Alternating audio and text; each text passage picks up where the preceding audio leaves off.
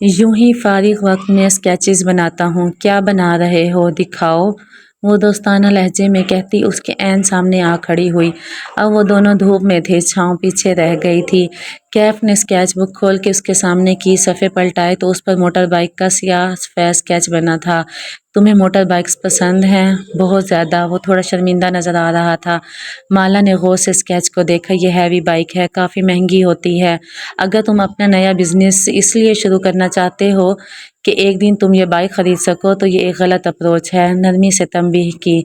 उसे समझ में आ गया था कि नौजवान कर्जों का शिकार क्यों था। महंगी बाइक्स का शौक, महंगा लैपटॉप, कीमती फ़ोटोग्राफी आलात इंपोर्ट करवाना, वो अपनी बसात से ऊंची की जस्त लगाना चाहता था और ऐसे में ज़मीन उसके कदमों तलों से निकल जाती थी। कैफ ने जवाब नहीं दिया, कार की तरफ बढ़ गया जैसे वो इसकी बात से इत्तेफाक नहीं करता था। वो खामोशी से ड्राइव कर रहा था जब सफूरा की कॉल आने लगी। कैफ कैसा काम कर रहा है, तुम उससे मुतमईन हो ना? माला का फ़ोन कार से कनेक्टेड था। आवाज़ खुद ब खुद स्पीकर्स पे गूंजने लगी। हाँ, कैफ अच्छा काम कर रहा है, काफ़ी स्मार्ट और समझदार है, साथ ही अपने नए बिजनेस प्लान को भी वक्त देता है। वो सादगी से कहते हुए बाहर देख रही थी। वो उन लोगों में से नहीं थी जो किसी को उसके सामने इसलिए नहीं सराहते कि वो सर पे न चढ़ जाए। जो सच हो उसे कह देना चाहिए। स्मार्ट होता तो अब तक कामयाब हो चुका होता। इसके लिए अच्छा है कि तुम्हारे पास ही जॉब करता रहे, वरना इसका अपना काम कामयाब नहीं होना। और हाँ, बस ये ध्यान करना कि वो तुमसे एक्स्ट्रा पैसे ना ले। थोड़ा सा लालची भी है। मेरा कज़न है ना, मुझे उसका पता है। सफूरा इतना तेज तेज बोले जा रही थी कि उसे स्पीकर ऑफ करने का मौका ही नहीं मिला। बेख्तियार कैफ के कंधे की पुश्त को देखा। वो खामोशी से ड्राइव कर रहा था। उफ, है कहाँ वो, ज़रा मेरी बात कराओ। सफूरा अपने तय एक अच्छी दोस्त होने का सबूत दे रही थी। कैफ ने एक हाथ हिला के नफ़ी का इशारा कर दिया। कहा कुछ नहीं। क्योंकि बैक व्यू मिरर ऊपर की तरफ था, वो उसका चेहरा नहीं देख सकती थी। अभी वो मसरूफ़ है, तुम बाद में उसे खुद ही कॉल कर लेना। बंद होने के बाद भी कार में एक अजीब सी टेंशन फैल गई। उसको मालूम नहीं था कि तुम सुन रहे हो। वो कुछ गलत नहीं कह रही थी। कैफ जमाल एक लूज़र है और रहेगा। उसका लहजा स्पार्ट था। जॉन मैक्सवेल कहता था, तुम पैसे से नहीं जीत सकते, उसको कमाने पे फोकस करो तो मादियत परस्त कहलाओगे। कमाना चाहो और ना कमा सको तो ओ लूज़र हो। बहुत कमा के खर्च ना करो तो कंजूस हो। अगर कमा के खर्च करते रहो तो फजूल खर्च हो। अगर कमाने की फ़िक्र ना करो तो तुम अन अन एम्बिशियस हो। अगर बुढ़ापे तक बहुत से पैसे के मालिक हो तो तुम बेवकूफ़ हो कि इस पैसे को कब्र में लेके जाना चाह रहे थे। फिर क्या करना चाहिए पैसे के साथ? पैसे से जीतने का बस एक ही तरीका है कि उसको मुट्ठी में नहीं दबा लेना, बल्कि ढीली गिरफ्त के साथ इसको पकड़ना है। फिर खुले दिल से इसको काबिल कदर चीज़ों को हासिल करने का पे सर्फ करना है। ज़रा तवक्कुफ़ के बाद बोला, आपसे एक दरख्वास्त है, दोबारा इनकी कॉल आए तो मुझसे बात मत करवाइएगा। उनका मेरे ऊपर एहसान है। मैं नहीं चाहता कि आपके सामने इनको कुछ ऐसा बोल दूँ जिस पे मुझे बाद में शर्मिंदगी हो। सारी बात ही ख़त्म हो गई। काश वो स्पीकर ऑफ रखती। सैलून एक कमर्शियल ब्लॉक की 2 मंजिलों पे फैला था। तीसरी और चौथी मंजिल पे कोई जिम था। वो उतरने लगी तो कैफ ने पूछा कि क्या वो अंदर दरवाजे तक छोड़ने आए, मगर कशमाला ने मना कर दिया। सैलून उसकी कज़न का था। यूं ही उस नौजवान को साथ दे के बातें बनती। उसे वहाँ 2 घंटे लग गए। जब वो वापसी पे लिफ्ट में सवार हुई तो अंदर कोई और भी था, एक हट्टा-कट्टा सा आदमी जो इसकी तरफ पहलू किए खड़ा था। वो नज़रअंदाज करके अंदर आई और ग्राउंड फ्लोर का बटन दबाया। जो कुछ हुआ एक लम्हे में हुआ। किसी ने उस पे पीछे से हमला किया। वो औंधे मुँह गिरी। सर के पिछले हिस्से में शदीद दर्द की लहर उठी। आंखों के आगे अंधेरा छा गया। बॉस बॉस, कशमाला ने आंखें खोली। बसारत के आगे अब भी धुंध थी। उसने पलकें झपकाई। वो लिफ्ट के फर्श पर चेहरे के बल गिरी हुई थी। उसके सामने वो पंजों के बल बैठा उसे पुकार रहा था। वो बदिक्कत हथेली के बल उठी, फिर चौंक के इधर उधर देखा। लिफ्ट का दरवाज़ा खुला हुआ था। वो ग्राउंड फ्लोर था। बावर्दी गार्ड बाहर की तरफ खड़ा था। कैफ इसके सामने बैठा था। आप ठीक हैं? वो फिक्रमंदी से पूछ रहा था। उसका हाथ बेख्तियार सर के पिछले हिस्से की तरफ गया। दर्द की टीस अभी भी उठ रही थी। क्या हुआ मुझे? उसने उलझन से इधर उधर देखा। लिफ्ट नीचे आई तो आप अंदर बेहोश थी। गार्ड को मालूम था आप किस कार से निकली थी, इसलिए वो मुझे बुला लाया। आपकी तबीयत ठीक है? हाँ, मैं ठीक हूँ। चलो। वो तकलीफ बर्दाश्त करते हुए उठने लगी। मगर हुआ क्या था? वो तशवीश से उसे देख रहा था। चलो ना। इससे पहले कि लोग जमा होते वो उठ खड़ी हुई। सर घूम रहा था लेकिन वो बज़ाहिर खुद को संभाले कदम उठाने लगी। पर्स मुझे दें। उसने नरमी से उसके हाथ से पर्स ले लिया। फिर वो गार्ड के सामने रुका, बटुए से 500 का नोट निकाल के उसे थमाया, उसका शुक्र अदा किया और कशमाला के पीछे चल दिया। किसी ने गार्ड को रोक के पूछा कि क्या हुआ था। वो एक बाजी सैलून आई थी, उनकी शायद तबीयत ख़राब हो गई थी, उनके शोहर को पार्किंग से बुला लिया। वो किस्सा बयान कर रहा था। सीधे घर चलो। उसका सर शदीद दर्द कर रहा था। सीट की पुश्त से उसे टिका दिया और आंखें बंद कर लीं। पहले मुझे बताएं हुआ क्या था। वो कहते कहते चौंका, किसी ने कुछ किया है, मैं अभी देखता हूँ। कैफ ने तेजी से सीट बेल्ट खोली और बाहर निकलने लगा। जमाला ने रोका। वापस बैठो कैफ। अंदाज में तहक्कुम भी था और तकान भी। ये मेरे कज़न का सैलून है, यहाँ तमाशा नहीं बनाना। ख़ानदान में बातें बनती हैं। मुझे बताएं तो सही हुआ क्या है। वो उसकी तरफ रुख मोड़ के बैठा और संजीदगी से पूछा। माथे पर बल थे, आंखों में गुस्सा भी था। उसे जो याद था बता दिया। मैंने उसका चेहरा देखा था मगर मैं इसको नहीं जानती, और लिफ्ट में सीसीटीवी भी नहीं था। लिफ्ट के बाहर तो होगा, मुझे देखने तो दे। मेरा क्या फ़ायदा अगर आपको ये चीज़ें मैनेज नहीं कर सकता। इसे गुस्सा आ रहा था। ये तय था कि वो ना पुलिस रिपोर्ट दर्ज करवाएगी ना शोर डालेगी। मैंने कहा ना यहाँ तमाशा नहीं बनाना, घर चलो। वो दुकान से बोली। सर्द में शदीद दर्द हो रहा था। उस आदमी ने इसे बहुत ज़ोर से मारा था। ठीक है, मगर मैं वापस आऊँगा और आपका नाम लिए बगैर इनका रिकॉर्ड ज़रूर निकलवाऊँगा। ऐसे कैसे कोई आप पर हमला कर सकता है। वो ड्राइव करते हुए बदहमी से कह रहा था। उसने पहली दफ़ा कैफ को गुस्से में देखा था। जैसे वो मेरे घर में खून फेंकवाता है, ऐसे ही वो मुझ पर हमला भी कर सकता है। उसने अपना चेहरा नहीं ढांपा हुआ था, इसलिए मेरा नहीं ख्याल कि वो आपका ताक़ुबकार था। कोई किराए का आदमी होगा। मगर उसने ऐसा क्यों किया। वो सोचते हुए कह रहा था। 1 मिनट में अपना पर्स चेक करें, कुछ मिसिंग तो नहीं है। उसका जहन अभी भी शैल था, जो इतने अरसे में सिर्फ एक वहम लगता था, वो आज हकीकत बन के सामने आ गया था। ऐसे में उसे पर्स का ख्याल ही नहीं आया था। उसने पर्स खोला और अंदर से एक एक चीज़ निकाल के देखने लगी। मोबाइल, बैंक कार्ड्स, कैश, सब वैसा ही था। अलबत्ता एक चीज़ वहाँ ऐसी भी थी जो इसकी नहीं थी। उसने मेरे बैग में कुछ रखा है, वो ताज्जुब से बोली। कैफ ने बैक व्यू मिरर का रुख ठीक किया और उसके अक्स में माला को देखा। वो एक सिल्वर रंग का लाइटर उलट पलट के देख रही थी। कोई मेरे बैग में सिगरेट लाइटर क्यों रखेगा, मुझे दिखाएं। कोई रिकॉर्डिंग डिवाइस भी हो सकती है। लेकिन वो नहीं सुन रही थी। वो लाइटर की निचली साइड को ऊपर उठा के कुछ देख रही थी। वो मुझे अपना नाम बताना चाहता है। वो तल्खी से मुस्कुराई। लाइटर पे उसका नाम लिखा है, वाकई। कैफ को हैरत हुई। मोड़ काटते हुए पूछा, क्या लिखा है। कशमाला ने लाइटर पर लिखे 2 अल्फाज पढ़े, माहिर फरीद। उसने एक झटके से ब्रेक लगाई। कार के टायर सरसराए। आराम से कैफ। लेकिन वो तेज़ी से पीछे घूमा और लाइटर उसके हाथ से ले लिया। फिर उसे ऊंचा उठा के देखा। इस पे वाकई अंग्रेज़ी में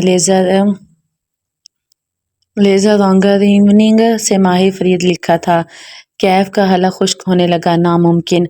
बिलाखिर मुझे मेरे ताक़ुबकार का नाम मालूम हो गया। कैफ ने चेहरा मोड़ के उसे देखा। उसका चेहरा गुलाबी सा हो रहा था। सब्ज आंखों में उलझन थी, नासमझी थी। उसने बहुत सा थूक खुश्क गले से नीचे उतारा। आप किसी माहिर फरीद को जानती हैं। लहजा सरसरी बनाया।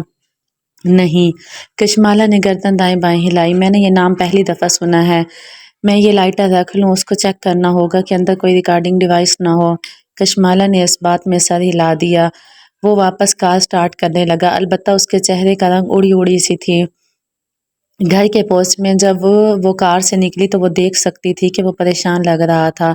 सफूरा तुम्हारे बारे में गलत थी। जो लोग पैसे के लालची होते हैं वो गार्ड्स को टिप नहीं देते। वो चौंका। वो इस हालत में भी नोट कर गई थी। वो फीका सा मुस्कुराया।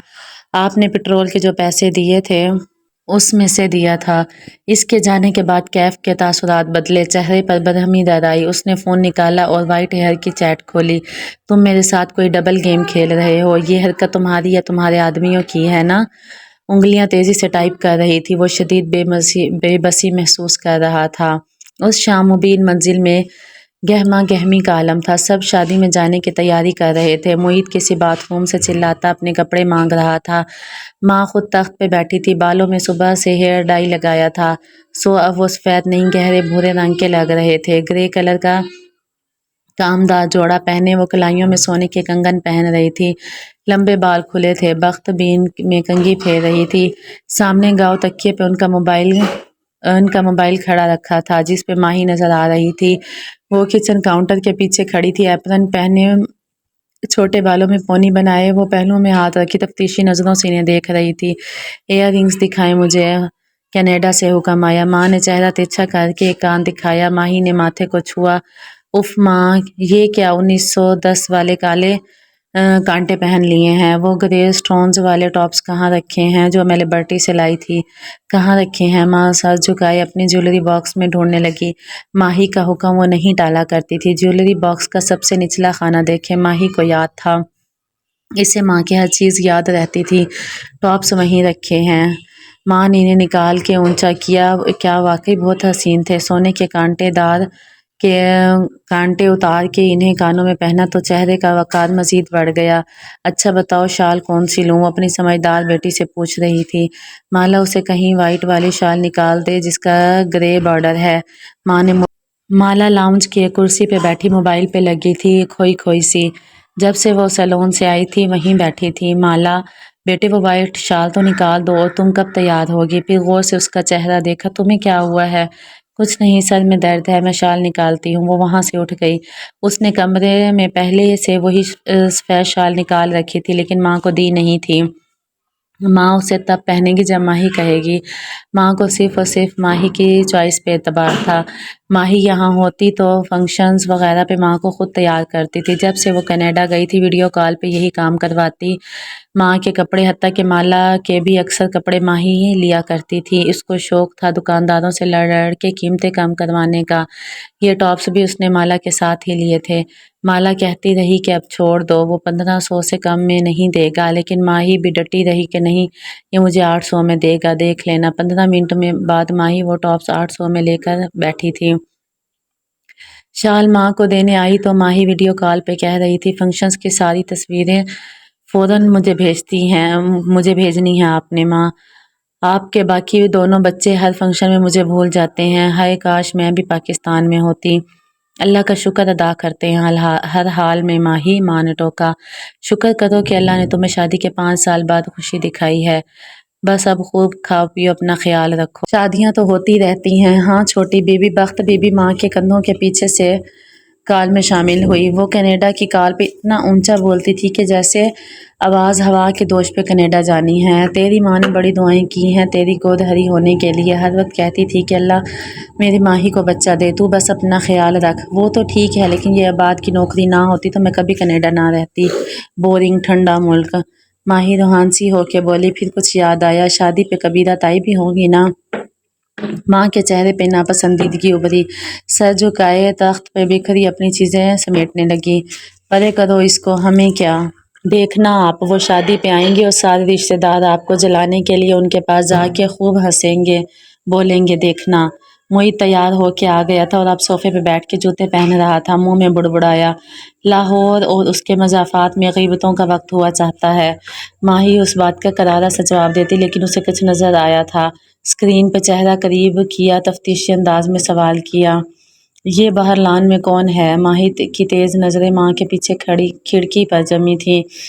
ماں نے ایک نظر کھڑکی کو دیکھا جہاں لان میں موبائل کان پہ لگائے کیف ٹہلتا نظر آ رہا تھا۔ اپنی بہن سے پوچھو، وہی ساتھ لائی ہے۔ ماں نے مالا کو فون پکڑا دیا اور خود گھٹنوں پہ ہاتھ رکھ کے اٹھی۔ ان کا رخ کمرے کی جانب تھا۔ ابھی انہوں نے جوتے پہنے تھے۔ میرا ڈرائیور ہے اور اسسٹنٹ بھی۔ مالا نے فون تھام لیا۔ ماہی بڑی دلچسپی سے دیکھ رہی تھی۔ ذرا قریب سے دکھاؤ اس کی شکل۔ ماہی کی آنکھوں میں شرارت ابھری۔ اپنے سامنے لاؤنج میں کام کرتے ہوئے عباد کو دیکھ کے اونچا سا بولی، یہ بڑا عرصہ ہو گیا کوئی ہینڈسم آدمی نہیں دیکھا۔ عباد پہ اثر نہیں ہوا۔ لیپ ٹاپ سے نظریں ہٹائے بغیر بولا، آئینہ دیکھ لو، خود بھی تم کسی مرد سے کم نہیں لگ رہی۔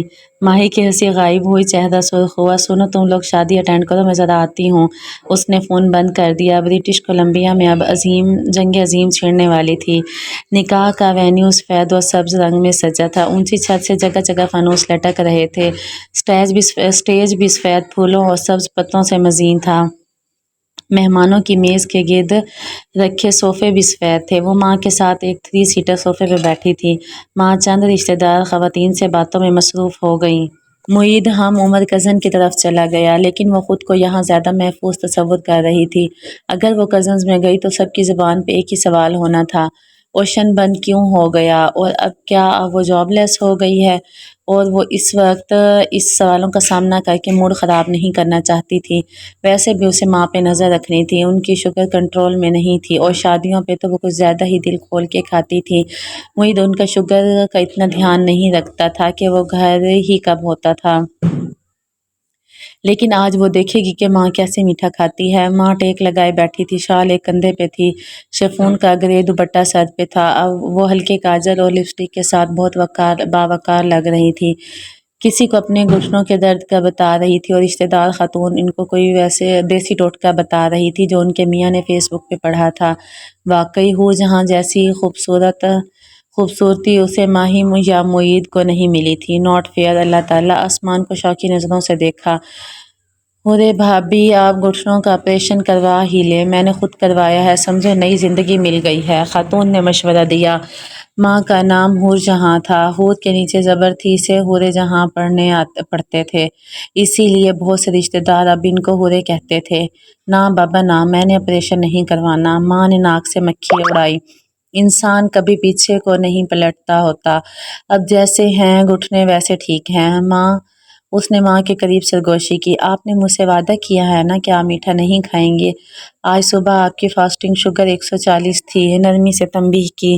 ماں دوسری جانب جھک کے ان خاتون سے کسی بہت اہم موضوع پہ بات کرنے لگ گئی، یوں ظاہر کیا جیسے مالا کی بات سنی ہی نہ ہو۔ دفتن ساتھ بیٹھی مومانی کسی کو دیکھ کے اٹھ کھڑی ہوئی۔ کشمالہ نے نظریں اوپر اٹھائی، سامنے نگینہ آنٹی کھڑی تھی جو اس روز اسلام آباد میں اپنے بیٹے کے ساتھ ماموں کے پورشن میں آئی تھی۔ انہوں نے سفید سلک کا ڈریس پہن رکھا تھا، سر پہ دوپٹہ تھا۔ وہ مسکرا کے پہلے مومانی سے ملی۔ ماں ان کو دیکھ کر خوش ہو گئی، اپنے پاس صوفے پہ جگہ تھی۔ تم کب آئیں دبئی سے؟ زیاد اور میں پچھلے ہفتے آئے ہیں، اتنے عرصے میں کسی خاندان کی شادی میں شرکت کر رہے ہیں۔ یہ کون سی والی بیٹی ہے تمہاری؟ ماشاء اللہ۔ انہوں نے مسکرا کے مالا کی طرف دیکھا تو وہ بھی مسکرا دی۔ میں کشمالہ ہوں، مجھ سے چھوٹی ماہی کینیڈا میں ہوتی ہے۔ ارے ہاں، تم تو اسلام آباد میں ہوتی ہو نا، ہم تمہارے ماموں کی طرف گئے تھے اس دن۔ نگینہ آنٹی نے مومانی کو دیکھ کے کہا، پتہ چلا تم سو رہی ہو ورنہ ضرور ملاقات ہوتی۔ جی مجھے پتہ چلا تھا، وہ مسکرا کے بولی۔ زیاد کیسا ہے، کیا کر رہا ہے آج کل؟ ماں رسمن نگینہ آنٹی سے پوچھنے لگی۔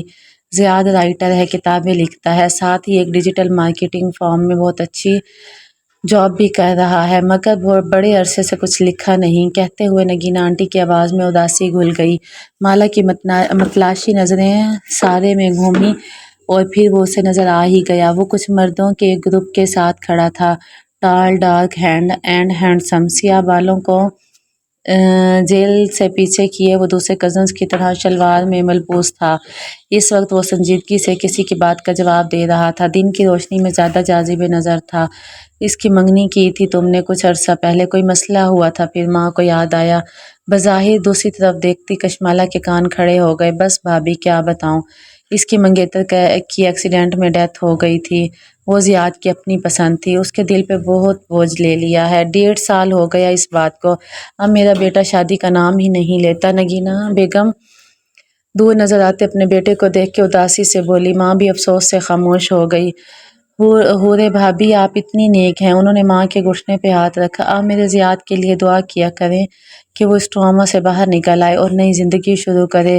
کیوں نہیں نگینہ، میں ضرور دعا کروں گی، ماں نے خلوص دل سے کہا۔ ایک بلند آواز کانوں میں پڑی تو کشمالہ نے چونک کے نظریں گھمائیں۔ سبزہ زار کے انٹرنس پہ ایک اونچا نسوانی قہقہ گونجا تھا۔ یہ اس بات کا غماز تھا کہ کبیرہ بیگم پہنچ چکی ہیں۔ یہ طے تھا کہ وہ ہر فنکشن پہ جان بوجھ کے دیر سے آتی تھی تاکہ ہر نظر ان کی طرف اٹھے، اور واقعی وہ اتنی ہی خوبصورت تھی کہ ایسا ہی ہوتا تھا۔ آج بھی وہ انٹرنس پہ چند خواتین کے جھمگھٹے میں کھڑی اونچے قہقہے لگاتے ہوئے سب کی توجہ کو گھیر رہی تھی۔ نیلے رنگ کے سلیو لیس ساڑی میں ملبوس تھی، کانوں اور گردن میں چمکتے ہوئے ڈائمنڈز پہن رکھے تھے، بال بوائے کٹ میں کٹے تھے، اگر لمبے رکھتی تو زیادہ خوبصورت لگتی، لیکن وہ جانتی تھی تائی یہ بال چھوٹے کیوں رکھتی ہیں، اس کی بھی ایک مضحکہ خیز سی وجہ تھی۔ اب وہ چلتی ہوئی باری باری مہمانوں سے ملتی جا رہی تھی، اپنی طرف بڑھتے ہوئے ہاتھوں کو غرور سے ذرا سا ملا کے چھوڑ دیتی۔ مومانی ان کے رشتہ داروں میں سے تھی جن کی کبیرہ تائی سے بہت بنتی تھی۔ وہ ان کو دیکھ کے اٹھ کھڑی ہوئی اور نگینہ سے بولی، آپ نے نہیں ملنا کبیرہ سے؟ نہیں تابندہ، میرا کبیرہ سے کوئی رشتہ نہیں، البتہ میرا حور جہاں بھابھی سے رشتہ ہے۔ اگر کبیرہ حور جہاں بھابھی سے ملنے خود نہیں آ سکتی تو میں کیوں جا کے اس سے ملوں؟ پھر چہرہ موڑ کے ماں کو دیکھا۔ ہاں تو آپ کہہ رہی تھی، سادہ دو ٹوک انداز۔ ممانی پہ تو گھڑوں پانی پڑ گیا۔ کشمالہ اندر ہی اندر مسکرا دی۔ کوئی تو رشتہ دار تھا جو ماں کا ساتھ دے رہا تھا، ورنہ سب کبیرہ کی دولت کی چمک دمک سے اتنے متاثر تھے کہ اس کے گرد مکھیوں کی طرح بھنبھناتے تھے۔ ماہی کے میسیجز آ رہے تھے، تصویریں بھیجو۔ اس کے فون کی بیٹری کم تھی اور وہ بیٹری پیک کار میں بھول آئی تھی۔ اس نے کیف کو کال کی، اسے بیٹری پیک لانے کو کہا۔ کیف جب سفید پھولوں سے سجے وسیع ہال میں آیا تو وہ اسے سامنے ہی نظر آ گئی۔ صوفوں پہ خواتین کے ایک گروپ میں بیٹھی وہ ٹانگ پہ ٹانگ جمائے بس مسکراتے ہوئے سب کی باتیں سن رہی تھی۔ اس نے آف وائٹ کامدار ڈریس پہن رکھا تھا، بال چہرے کی ایک طرف ڈالے ہوئے تھے، کانوں میں بڑے بڑے سلور جھمکے نظر آ رہے تھے۔ اس کا چہرہ سادہ تھا، جلد اعتبار کرنے والا۔ آنکھیں ذہین تھی لیکن چلاک نہ تھی، ایسی آنکھیں جو مہربان ہوتی ہیں، شک نہیں کرتی، انتقام نہیں لیتی، وہ لوگوں کی اچھائی پہ نظر رکھتی ہیں، اور وہ ایسی لڑکی کو دھوکہ دے رہا تھا۔ کیف کے چہرے پہ کرب ابھرا، اس کا دل برا ہونے لگا۔ ایک لمحے کے لیے اس کا دل چاہا کہ وہ اسے ایک کونے میں لے جائے، اس کو بتائے کہ اس سے بڑی غلطی ہو گئی تھی۔ وہ جھوٹ اور دھوکے کے ساتھ مالا کی زندگی میں شامل ہوا تھا، اب بھی وقت تھا، وہ سب کچھ کلیئر کر سکتا تھا، اس سے معافی مانگ سکتا تھا۔ وہ اس مہربان لڑکی کو بتانا چاہتا تھا کہ کسی کے پاس اس کی تصویر ہے، وہ اسے نقصان پہنچانا چاہتا ہے، اور وہ کوئی عام شخص نہیں ہے، وہ ایک سائیکوپیتھ ہے۔ عام شخص ایسی البم نہیں بناتا۔ مالا نے اسے دیکھ لیا تھا، وہ صوفے سے اٹھ کر اس کی طرف آ گئی۔ کیف نے بیٹری پیک اس کی طرف بڑھا دیا، بولا کچھ نہیں، وہ یہ سب اسے نہیں بتا سکتا تھا، اس کی اپنی مجبوریاں تھیں۔ سچ بولنا جھوٹ بولنے سے زیادہ تکلیف دہ تھا۔ تھینک یو کیف، وہ بیٹری پیک پکڑتے ہوئے مسکرائی۔ وہ دونوں ایک پھولدار ستون کے ساتھ آمنے سامنے کھڑے تھے۔ میں سیلون گیا تھا، میں نے آپ کا نام نہیں لیا۔ جم کے کیمرے کا رزلٹ بہت مدھم تھا۔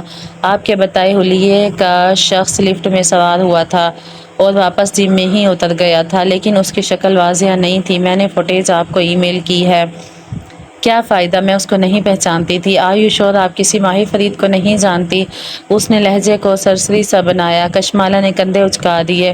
جو آج ہوا ہے وہ اچھا نہیں ہوا، یہ دوبارہ بھی ہو سکتا ہے۔ پولیس تک آپ جانا نہیں چاہتی، اس لیے آئندہ آپ میرے بغیر کہیں نہیں جائیں گی، میں قریب رہوں گا۔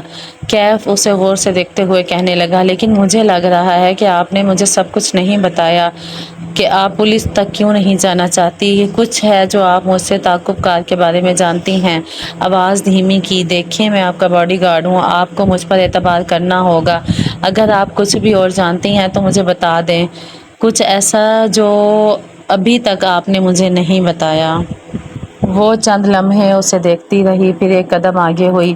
فنکشن کے شور اور ہنگامے میں ان کی آواز دور تک نہیں جا سکتی تھی۔ کشمالہ نے آواز سرگوشی میں بدل دی۔ میں صرف اتنا جانتی ہوں کہ ایک آدمی کے پاس میری تصویر ہے، اس تصویر کی بیک پہ لکھا ہے حور جہاں کی بیٹی کشمالہ، اور وہ آدمی مجھے نقصان پہنچانا چاہتا ہے۔ کشمالہ سرگوشی کر کے پیچھے ہو گئی اور کیف کے لیے ایک دم ساری دنیا برف ہو گئی۔ وہ جہاں تھا وہیں جم گیا، ٹھنڈا اور ساکت۔ آپ یہ کیسے جانتی ہیں، اور کون آدمی ہے وہ؟ بدقت بول پایا۔ کشمالہ گردن موڑ کے دوسری جانب دیکھنے لگی۔ میں اس سے زیادہ کچھ نہیں جانتی۔ وہ واپس صوفوں کی طرف چلی گئی۔ وہ برف کا مجسمہ بنے وہیں کھڑا رہ گیا۔ وہ کس کھیل کا حصہ بن گیا تھا؟ یہاں سب اس سے زیادہ جانتے تھے۔ ماں گھٹنوں کی وجہ سے اٹھ نہیں سکتی تھی، اس لیے وہ کھانا لگنے پر بفے ٹیبل پہ چلی آئی تاکہ ماں کے لیے کھانا ڈال سکے۔ شادیوں کا مزہ ماہی کے ساتھ آتا تھا۔ تصویریں بنانا، اپنی میز پہ بیٹھ کے لوگوں اور کھانوں پر تبصرے کرنا، کس نے کیا پہنا ہے ڈسکس کرنا۔ ماہی کے بغیر سارے فنکشنز میں رونق تھے۔ وہ پلیٹ میں کھانا ڈال رہی تھی جب عقب میں نگینا آنٹی کی آواز سنائی دی۔ وہ کسی سے کچھ کہتے ہوئے پلیٹ اٹھا رہی تھی۔ مالا کا سارا وجود کان بن گیا تھا۔ بظاہر وہ سر جھکائے کھانا نکالتی رہی، پھر پلٹی تو دیکھا نگینا آنٹی کے ساتھ ان کا بیٹا تھا جسے وہ کوئی ہدایت دے رہی تھی۔ انہوں نے بھی اس وقت اسے دیکھ کے مسکرا دی۔ پھر جیسے خیال آیا، کشمالہ تم ضیاء سے ملی ہو؟ اس نے ضیاء کو دیکھا اور ضیاء نے اس کو۔ یہ وہی تھا، بھورے کرتے والا، ٹال، ڈارک اینڈ ہینڈسم۔ چہرے پہ سادگی اور مسکراہٹ تھی۔ ایک تو کچھ مردوں کو اتنا اچھا لگنے کی اجازت نہیں ہونی چاہیے۔ بظاہر رسمی انداز میں مسکرائی۔ کیسے ہیں آپ؟ خوشی ہوئی آپ سے مل کے۔ مجھے بھی۔ پھر ماں کو دیکھا، ہم انہی کے گھر گئے تھے نا، جیسے یاد کروایا۔ وہ آہستہ بولتا تھا، نرمی اور شائستگی سے۔ وہ ان کے ماموں کا گھر تھا، لیکن کشمالہ وہیں رہتی ہے۔ زیاد نے ہوں کہہ کے سر ہلا دیا۔ گفتگو دم توڑ گئی۔ وہاں کھڑا رہنا آکورڈ لگتا تھا۔ وہ ان سے معذرت کر کے ماں کی پلیٹ لیے میز پر واپس آ گئی۔ کھانا کھل چکا تھا اور سب اس وقت کھانے میں مگن تھے۔ اس نے ماں کے سامنے پلیٹ رکھی۔ انہوں نے ایک اچٹتی نگاہ پلیٹ میں موجود لوازمات پہ ڈالی، جیسے دلچسپی نہ ہو۔ پھر چہرہ ادھر ادھر گھمایا۔ کیف ابھی تک وہیں کھڑا تھا۔ ماں نے اسے دور سے اشارہ کیا، لڑکے ادھر آؤ۔ دھکم سے 2 انگلیوں سے بلایا۔ کیف فوراً اس کی طرف آیا۔ پہلے بتاؤ تم کون ہو؟ اس نے تمہیں کہیں دیکھا ہے؟ میں نے تمہیں کہیں دیکھا ہے؟ ماں نے سر سے پیر تک اسے گھورا۔ کیف نے بے اختیار مالا کو دیکھا، پھر ماں کو۔ میں کشمالہ بی بی کا ڈرائیور ہوں، کیف جمال۔ جو بھی ہو، وہ پیچھے دیکھو ٹیبل، وہ یہ سفید رنگ کی کیا چیز رکھی ہے؟ وہ سفید رنگ کی چیز ڈیزرٹ ہے ماں، اور آپ وہ نہیں کھا سکتی، وہ دھیمی مگر سخت آواز میں بولی۔ ماں نے اسے گھور کے دیکھا، میری ماں نہ بنو۔ پھر انہوں نے خوشگمین نظروں سے کیف کو دیکھا، جاؤ جا کر لے آؤ۔ اس نے فوراً کشمالہ کو دیکھا، جس نے نفی میں گردن ہلائی۔ کیف نے ماں کو دیکھا، وہ اب کے سختی سے بولی، آواز نہیں آئی، لے کر آؤ۔ جی اوکے۔ وہ فوراً سے پلٹ گیا۔ کشمالہ نے افسوس سے نفی میں سر ہلا دیا۔ ماں آپ کو شوگر ہے، یاد ہے نا؟ نہ کریں ایسے۔ ماں نے تو یوں ظاہر کیا جیسے سنا ہی نہیں ہے۔ کیف نے ڈش سامنے لا کے سرو کی تو انہوں نے جی بھر کے ڈیزرٹ نکالا۔ اچھا تھوڑا کم کر دیں۔ اس نے ان کے ہاتھ سے پیالے کی طرف بڑھایا تو ماں نے اس کا ہاتھ پہ چمچہ مارا۔ میں نے کہا نا میری ماں نہ بنو، جاؤ یہاں سے۔ وہ خفگی سے اٹھ گئی، پھر کیف کی طرف آئی، غصے سے اسے دیکھا۔ تمہیں کس نے کہا تھا ڈیزرٹ لے آؤ؟ میں کیا کرتا؟ آنٹی غصہ کر رہی تھی۔ غصہ ہی کر سکتی ہیں، وہ اٹھ کے تو نہیں جا سکتی نا۔ ان کی فاسٹنگ 140 تھی صبح، حد ہے یار۔ وہ جنجلائی ہوئی لگ رہی تھی۔ باس، وہ ہلکا سا کھنکھارا۔ آنٹی نے مجھ سے پوچھا کہ میں کون ہوں۔ وہ کل سے مجھ سے 3 دفعہ یہی سوال پوچھ چکی ہیں۔ ماں کی عادت ہے نا مذاق کرنے کی، اب ان کو کچھ میٹھا نہیں دینا، اوکے؟ وہ تنبیہ کر کے آگے بڑھ گئی۔ وہ بس اسے جاتے دیکھتا رہا۔ اس کا موڈ ماں کی حرکت پہ خراب ہو گیا تھا۔ وہ ایسے ہی بددلی سے سینے پہ بازو لپیٹے بفے ٹیبل کے ساتھ کھڑی ہو گئی۔ اکثریت کھانا ڈال چکی تھی، اس لیے یہاں رش کم تھا۔ تب بھی قریب سے کوئی کھنکارا، آپ کھانا نہیں کھا رہی؟ وہ چونکہ پھر سنبھلی، چہرے کے زاویے درست کیے۔ وہ زیاد تھا، ہاتھ میں پلیٹ لیے اس کے قریب آ رہا تھا۔ تشویش سے اسے دیکھا، پھر گردن موڑ کے اس کی میز کو، جہاں ماں بیٹھی مزے مزے سے ڈیزرٹ کھا رہی تھی۔ زیاد ہلکا سا ہنس دیا۔ اچھا، آپ کی بھی اپنی امی سے یہی لڑائی چلتی رہتی ہے؟ کشمالہ نے افسوس سے ماں کی طرف دیکھا۔ میں ان کے گھٹنے کی سرجری نہیں کروانا چاہتی۔ میں ان کے گھٹنے کی سرجری کروانا چاہتی ہوں۔ شوگر کنٹرول نہیں ہوگی تو سرجری کیسے ہوگی؟ اس کا ایک حل ہے، وہ سنجیدگی سے بولا، پھر اپنی پلیٹ اس کی طرف بڑھائی۔ 2 منٹ یہ پکڑیں۔ کشمالہ نے ناسمجھی کے انداز میں پلیٹ پکڑی۔ زیاد گھوم کے بفے ٹیبل کی دوسری طرف گیا، ایک پیالہ چمچ اٹھایا اور واپس آیا۔ اب وہ ڈش سے ڈیزرٹ پیالے میں نکال رہا تھا۔ وہ مسکرا دی۔ اس کا حل یہ ہے کہ آپ پریشان نہ ہوں اور کچھ کھا لیں۔ وہ پیالہ لے کر مسکراتا ہوا اس کے سامنے آیا۔ اسے پیالہ تھمایا اور اپنی پلیٹ واپس لے لی۔ تھینک یو، مگر میں میٹھا نہیں کھاتی۔ اس نے پیالہ رکھا نہیں پکڑے کھڑی رہی، لیکن اسے ڈیزرٹ نہیں پسند تھا، سو یہ طے تھا کہ وہ نہیں کھائے گی۔ اچھا، وہ حیران ہوا، اپنی پلیٹ سے چاولوں کا چمچ بھرا۔ اس دن تو آپ ٹیرس پہ براؤنیز کھا رہی تھی۔ اف، اس نے دیکھ لیا تھا؟ اچھا، مجھے یاد نہیں۔ کندھے بے نیازی سے اچکا دیے، پھر بات بدلنے کو بولی، آپ کیا لکھ رہے ہیں آج کل؟ زیاد نے گہری سانس لے کر سر جھکا دیا۔ وہ چمچ سے چاول ادھر ادھر مکس کرنے لگا۔ میں آج کل رائٹرز بلاک کا شکار ہوں۔ پاکستان آیا تھا کہ یہاں بیٹھ کے شاید کچھ لکھ سکوں، لیکن نہیں لکھ پا رہا۔ کیا لکھنا چاہ رہے ہیں آپ؟ زیاد نے آنکھیں اٹھا کے اسے دیکھا۔ وہی جو سب شوق سے پڑھتے ہیں، ایک عظیم لو سٹوری۔ اس نے دیکھا زیاد سلطان کی آنکھیں اداس تھی، ایسی آنکھیں جن کو محبت کی ہیپی اینڈنگ پہ بھروسہ نہیں ہوتا۔ اسے نگینا آنٹی کی باتیں یاد آئی۔ آپ کی سپر پاور کیا ہے؟ میری سپر پاور؟ وہ حیران ہوا۔ ہاں نا، ہر شخص کی ایک سپر پاور ہوتی ہے۔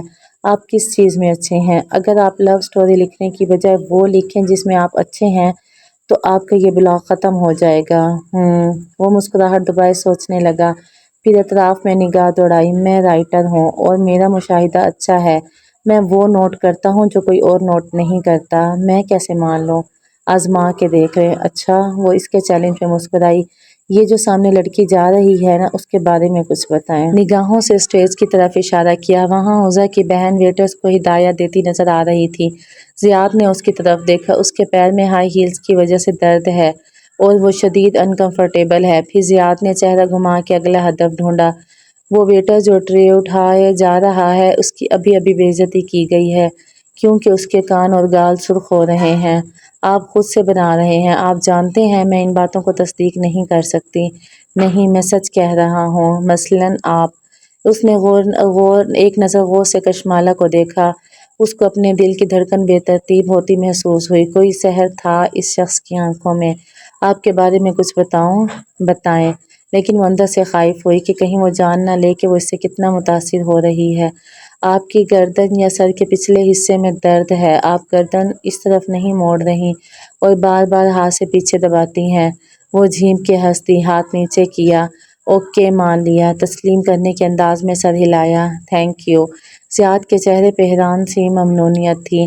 آپ کی اس نصیحت نے میری مدد کی ہے۔ شاید مجھے وہ نہیں لکھنا جو مجھ سے میری ایڈیٹر لکھوانا چاہتی ہیں، بلکہ مجھے وہ لکھنا چاہیے جو میں انجوائے کروں گا۔ وہ مسکرا دی اور پیالہ لیے آگے بڑھ گئی۔ وہ دور کسی سے بات کرتی کبیرہ بیگم نے غور سے ان دونوں کو باتیں کرتے دیکھا تھا۔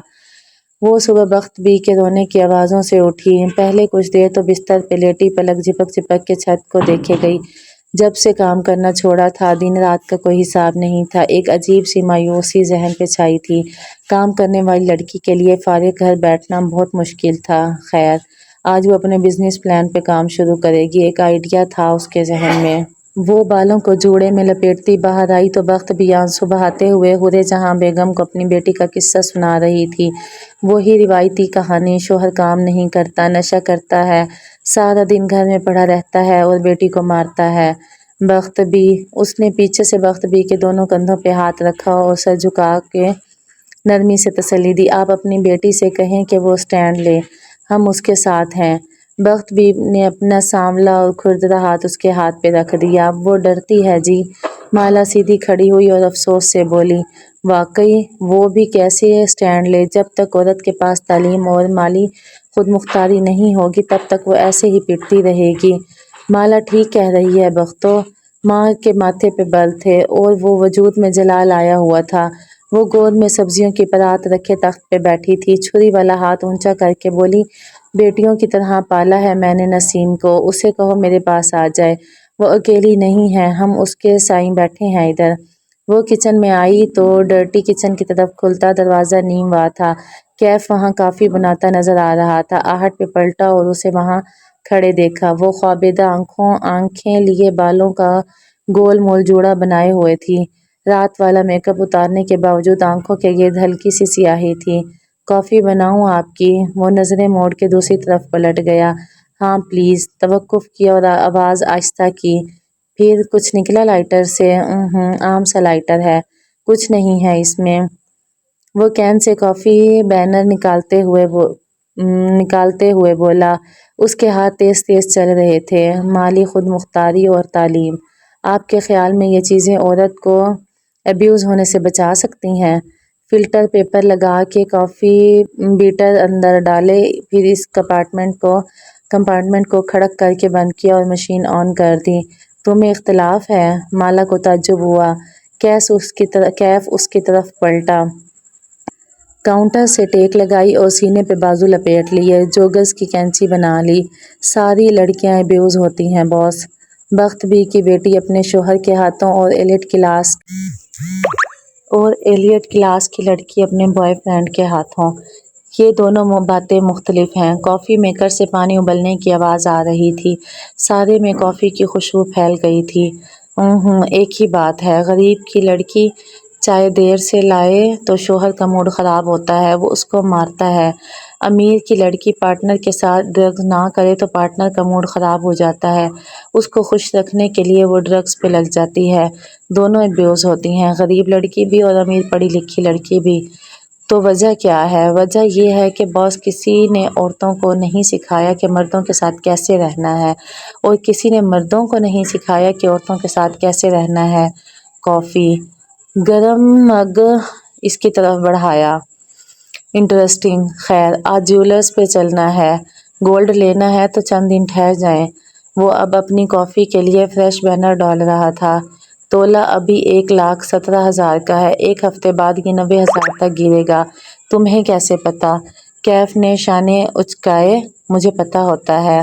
چلیں آپ کی اطلاع کے لیے مجھے بھی معلوم ہے کہ گولڈ گرنے والا ہے۔ میں نے خریدنا نہیں ہے، بیچنا ہے۔ کچھ برکس ہیں میرے پاس گولڈ کی، ان کو بیچ کے نیا کام شروع کرنا ہے۔ وہ اسی اثنا میں بخت بھی کچن میں داخل ہوئی، ایک نظر درمیانی دروازے کو دیکھا جو کھلا تھا، اور پھر دوسری خشمگین نظر کیف پہ ڈالی۔ تمہارا کام ختم ہو گیا ہے تو کھڑے کیوں ہو؟ کیف نے اپنا مگ اٹھاتے ہوئے فریج کی طرف اشارہ کیا۔ میں کشمالہ بی بی سے کہہ رہا تھا کہ پتہ نہیں کون ناسمجھ ہے جو ڈبل روٹی کو فریج میں رکھ دیتا ہے، حالانکہ فریج میں رکھنے سے ڈبل روٹی جلدی خراب ہوتی ہے، اس کو ہمیشہ باہر روم ٹمپریچر پہ رکھتے ہیں۔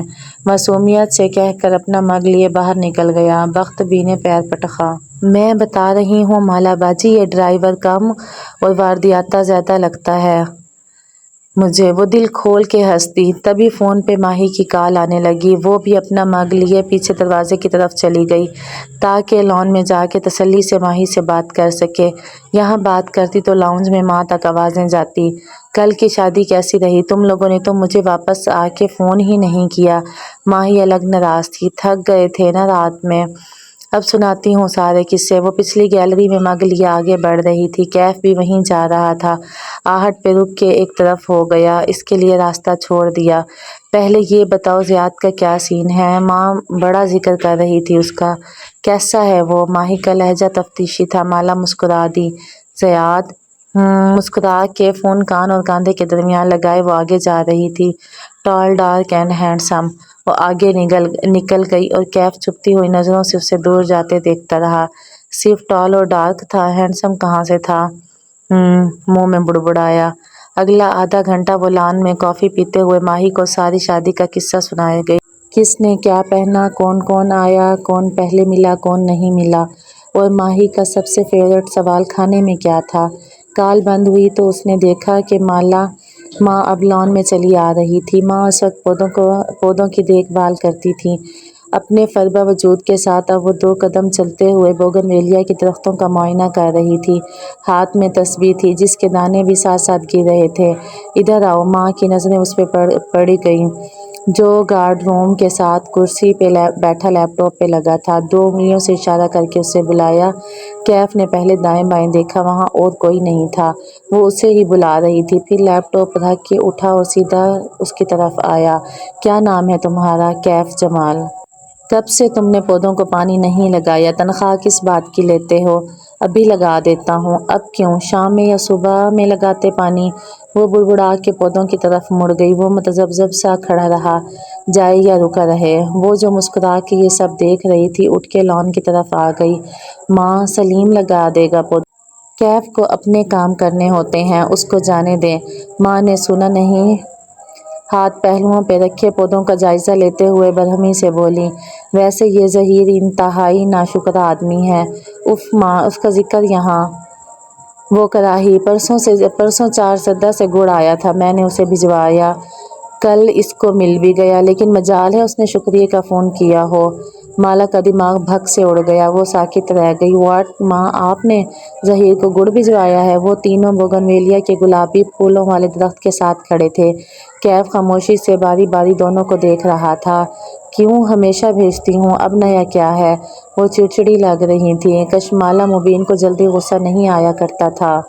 وہ یا تو ہنس دیتی تھی یا تحمل سے بات بدل دیا کرتی تھی یا اس جگہ سے اٹھ کر جایا کرتی تھی، لیکن یہ اس کی برداشت سے باہر تھا۔ اس کا چہرہ سرخ ہونے لگا۔ ماں، آپ نے یہ کیا کیا؟ وہ کیا سوچے گا؟ اسے یقین نہیں آ رہا تھا۔ اس کو شکریہ کہنے کی توفیق پھر بھی؟ ماں، آپ میرے ساتھ ایسا کیسے کر سکتی ہیں؟ آپ کو میرے کام کی سمجھ نہیں آتی؟ مان لیا، لیکن میری عزت بے عزتی کا تو خیال کرنا تھا۔ اچھا شرمندہ کروایا ہے آپ نے مجھے۔ اس کی آنکھیں بھیگنے لگیں۔ اس آدمی نے میرے ساتھ اتنی بڑی زیادتی کی اور آپ اس کو گڑ بھیج رہی ہیں؟ وہ سمجھے گا کہ میں اس کی منت کر رہی ہوں اب۔ واٹ دا ہیل ماں نے ایک نظر خفا اس پہ ڈالی اور سر جھکا لیا کسی معصوم بچے کی طرح جس کی چوری پکڑی گئی ہو۔ پھر کیف سے آہستہ سے بولی، میری ٹانگیں درد کر رہی ہیں، مجھے ادھر کرسی لا دو۔ مالا پیر پٹک کر اندر چلی گئی۔ کمرے میں آ کے اس نے دروازہ بند کر دیا اور وہ جو اتنے دنوں سے آنسو رکے ہوئے تھے ایک دم بہنے لگے۔ بے روزگاری کا احساس، بیکار ہونے کا گلٹ، تاریک نظر آتا مستقبل، راکھ ہوا کیریئر۔ وہ اتنے سالوں سے اپنا کماتی اور خرچ کرتی آئی تھی، وہ کسی پہ بوجھ نہیں تھی، لیکن اگر اس کا نیا کام نہ چلے تو وہ اپنے بلز خود نہیں بھر سکے گی۔ کیسی بے بسی ہوگی یہ۔ سب کچھ ایک دم سے حواسوں پہ سوار ہوا تھا۔ وہ بیڈ پہ بیٹھی روتی رہی۔ ماں کو کبھی اس کے کام کی سمجھ نہیں آتی تھی، بس معید کی ڈاکٹری ان کو کوئی کام لگتا تھا، باقی مالا اور ماہی کی پڑھائی تو بس شغل تھی جیسے۔ اسے ماں پہ بیک وقت غصہ بھی آ رہا تھا اور اپنی بے بسی پہ رونا بھی۔ ماں کے ساتھ مسئلہ کیا ہے؟ خواہ مخواہ ان کو سب کی سوغاتیں بھیج کے اچھا بننے کا شوق تھا۔ وہ اٹھی اور اپنا بیگ پیک کرنے لگی۔ وہ آج ہی اسلام آباد واپس جا رہی تھی، بس یہ طے تھا۔ کیف کی کال آ رہی تھی، اس نے غصے میں کاٹ دی۔ وہ دوبارہ کال کرنے لگا۔ اس نے جھنجھلا کے کال اٹھائی، باہر آئیں، آپ سے بات کرنی ہے۔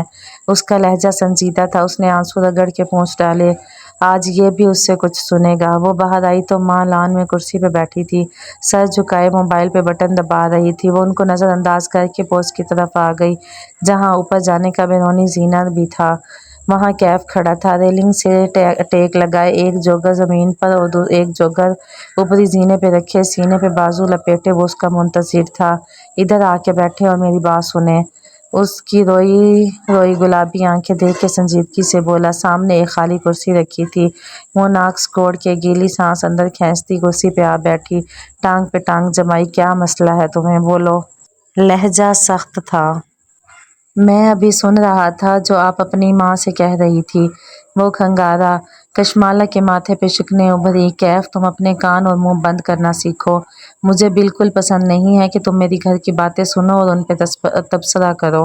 وہ سنجیدگی سے اسے دیکھے گیا، پھر بولا تو آواز آہستہ تھی، اپریل میں گڑ نہیں ہوتا کشمالہ بی بی، 4 سدہ کا گڑ سیزن مارچ میں ختم ہو جاتا ہے۔ وہ ایک دم بالکل ٹھہر گئی، ساکن، ہوا رک گئی، شاید اس کا سانس بھی۔ میں نے سلیم سے پوچھا ہے، فروری کے بعد 4 سدہ سے کوئی گڑ نہیں آیا، نہ آنٹی نے کسی کو بھیجا ہے۔ وہ اس کی آنکھوں کو بغور دیکھتے ہوئے کہہ رہا تھا، اور تب اسے یاد آیا ماں نے ظہیر کو جنوری میں گڑ بھیجا تھا اور اس نے شکریہ کا فون نہیں کیا تھا۔ کیف پہلے زینے پہ بیٹھ گیا اور سنجیدگی سے اسے دیکھتے ہوئے بات جاری رکھی۔ آنٹی نے مجھ سے 4 دفعہ پوچھا ہے کہ میں کون ہوں۔ وہ اپنی بات بار بار دہراتی ہیں اور چیزیں بھول رہی ہیں، ان کے ذہن میں نئی یادداشتیں نہیں بن رہی، یا شاید وہ وقت کا حساب کھو رہی ہیں۔ پورچ کی فضا بالکل ساکن تھی، نہ وہاں پھولوں کی خوشبو تھی نہ پودوں کا سبزہ، ہر شے کو زوال آ گیا تھا۔ کشمالہ، اس کی آنکھوں میں دیکھتے ہوئے وہ ٹھہر ٹھہر کے بولا، آپ کی ماں بیمار ہے؟ اس کا چہرہ سفید پڑتا گیا، جیسے کسی برفانی رات میں گھر سے باہر گم ہو جانے والے کا ہوتا ہے۔ نہ جان تھی نہ سانس تھی۔ وہ کسی خواب کی سی کیفیت میں اٹھی، قدم من بھر کے ہو رہے تھے۔ یونیورسٹی، کالج، کتابیں سب یہ سکھاتی ہیں کہ کامیاب کیسے ہونا ہے، کوئی یہ کیوں نہیں سکھاتا کہ ناکام کیسے ہونا ہے۔ وہ گھاس پہ قدم اٹھاتی لان چیئرز کی طرف بڑھ گئی۔ ماں وہاں اکیلی بیٹھی ہوئی تھی، سر جھکائے موبائل پہ لگی تھی۔ کوئی یہ کیوں نہیں سکھاتا کہ جاب چلی جائے تو کیا کرو گے، ناکام ہو جاؤ گے تو کیا کرو گے۔ ماں کے ماتھے پہ پسینہ آیا ہوا تھا، جسے وہ دوپٹے کے کنارے سے پونچھ رہی تھی۔ دل ٹوٹے گا تو کیا کرو گے، مستقبل تاریک نظر آئے گا تو کیسے آگے بڑھو گے۔ وہ ان کے ساتھ کرسی پہ بیٹھی اور غور سے ان کا چہرہ دیکھا۔ وہ خوبصورت باوقار چہرہ آج بوڑھا لگ رہا تھا، جھریاں بڑھ گئی تھیں، بائیں جانب سے ہونٹوں کے قریب کی جلد لٹک سی گئی تھی۔ کوئی یہ کیوں نہیں سکھاتا کہ ماں بیمار ہو جائے گی تو کیا کرو گے۔ وہ شاید ماہی کو میسج لکھ رہی تھی، آہستہ آہستہ ٹائپ کرتی تھی۔ مالا نے نرمی سے انگلیوں کی پشت سے ان کے گال پہ پھیری، انہوں نے چونک کے اسے دیکھا۔ ماں، اس نے گیلی آواز میں پکارا، آپ نے ظہیر کو گڑ بھیجا تھا؟ میں نے نہیں تو۔ انہوں نے حیرت سے نفی میں دائیں بائیں سر ہلایا۔ اس حرکت میں ایک بے بسی سی معصومیت تھی، آنکھوں میں کچھ کھوئے کھوئے سے ہونے کا احساس تھا۔ گڑ تو سردیوں میں ہوتا ہے مالا، وہ نرمی سے ان کے چہرے پہ انگلیوں کی پشت پھیر گئی۔ کچھ مختلف سا تھا ان کے چہرے میں۔ کوئی یہ کیوں نہیں سکھاتا کہ ماں بیمار ہو جائے گی تو کیا کرو گے؟ مگر کشمالہ مبین کو معلوم تھا کہ اس نے کیا کرنا ہے۔ وہ حورِ جہاں کی بیٹی تھی، اس کے راستے متعین ہو چکے تھے۔ ہم اسلام آباد واپس نہیں جا رہے، میں یہیں رہوں گی۔ وہ سیڑھیوں کے ساتھ کھڑا تھا جب وہ اس کے پاس آئی اور اپنا فیصلہ سنایا۔ تم جانا چاہو تو تمہاری مرضی ہے، میں کسی اور کا بندوبست کر لوں گی۔ جو فیصلہ 5 برس میں نہیں ہو سکا وہ 5 منٹ میں ہو گیا تھا۔ میں کہیں نہیں جا رہا، میرے گھر میں کوئی ایسا نہیں ہے جو مجھے مس کرے۔ میں نے جو وعدہ آپ سے کیا ہے وہ میں پورا کروں گا۔ میں یہیں ہوں آپ کے ساتھ۔ کیف کو دیکھتی اس کی آنکھیں بھیگنے لگی۔ اس نے بس اس بات میں سر ہلا دیا اور واپس مڑ گئی۔ اس کی انگلیاں ماہی کو میسج لکھ رہی تھی، وہ میسج جو کوئی انسان اپنے ماں باپ کے بارے میں نہیں پڑھنا چاہتا۔ ماہی، ماں بیمار ہے، ان کے ساتھ کوئی مسئلہ ہے، شاید الزائمر۔ تم پاکستان آ جاؤ فوراً۔ چلی وی کے اس چھوٹے سے گھر کے لاؤنج میں صوفے پہ نیم دراز ماں بینا کا فون بجا تو اس کی آنکھ کھلی۔ وہ ٹی وی دیکھتے دیکھتے سو گئی تھی۔ وہ چونک کے سیدھی ہوئی، موبائل اٹھا کے دیکھا۔ وہ ایک میسج اس کی جان نکال گیا۔ وہ تیزی سے اٹھی، پیروں میں جوتے گھسیڑے اور کھڑی ہوئی، اور تب ہی ایک عجیب سا احساس ہوا۔ اس کو شدید تکلیف محسوس ہو رہی تھی، اتنی شدید کہ حد نہیں۔ وہ کھڑی ہوئی اور سفید صوفے کو دیکھا جس پہ وہ سو گئی تھی۔ وہاں خون کے دھبے تھے، اس کے لباس پہ بھی خون تھا۔ نچلے وجود میں تکلیف بڑھتی جا رہی تھی۔ ماں، تکلیف میں اس کے لبوں سے یہی نکلا، اور وہ دوہری ہو کے بیٹھتی گئی۔ اور پھر دوسرا احساس زیادہ جان لیوا تھا، میرا بچہ۔